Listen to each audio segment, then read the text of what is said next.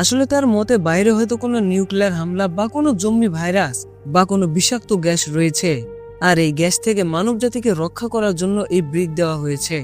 তখন Olivia Elton কোথায় আছে তা জিজ্ঞেস করতে সে বলে, আসলে এলটন সে ব্রিকের সাথে দাঁড়িয়ে থাকা অবস্থায় হঠাৎ করে তার হার্ট অ্যাটাক আসে, কারণ তার হার্টে একটি পেসমেকার লাগানো ছিল, আর সে ব্রিক থেকে আসা ম্যাগনেটিক ফোর্সের কারণে তার হার্ট অ্যাটাক আসে, যার জন্য সে সেখানে মারা যায়। তবে তার কথা কেউ পুরোপুরি বিশ্বাস করতে পারে না, যার জন্য তারা সবাই ফ্লোর ভাঙতে চলে যায়। কিন্তু লিয়া সেখানে থাকা টেবিলে কিছু পেপার দেখতে পায়, যেগুলো দেখে মনে হচ্ছিল যে এলটন সে ব্রিক খোলার চেষ্টা করছিল। তখন ইউরি তাকে বলে যে এলটন পুরো পাগল হয়ে গিয়েছিল সে দরজা খোলা রিসার্চ করতে গিয়ে।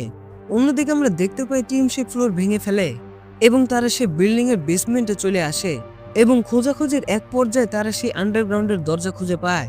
তবে দরজা খুলতে তাদের চোখ রীতিমতো কপালে উঠে যায়, কারণ বের হওয়ার সেই একমাত্র রাস্তা, যেটা কিনা ছিল মাটির প্রায় 2 মিটার নিচে, সেটাও ব্রিক দ্বারা বন্ধ ছিল। যেটা দেখার পর মার্ভিন পুরো রেগে যায় এবং হাতে থাকা কুঠার দিয়ে ব্রিকে সজোরে আঘাত করতে থাকে।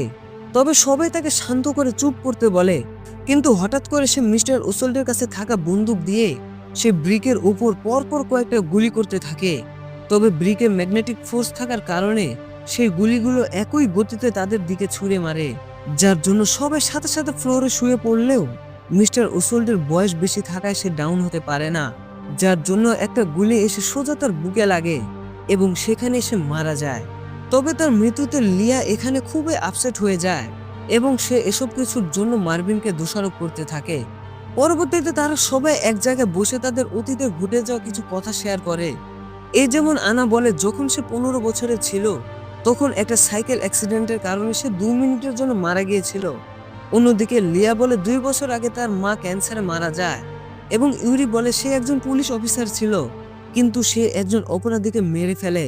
এবং কথায় কথায় সেখানে টিম এবং অলিভিয়ার বাচ্চা নষ্টের কথা উঠলে টিম প্রচন্ড রেগে যায় এবং তাদের আবারও ঝগড়া শুরু হয়।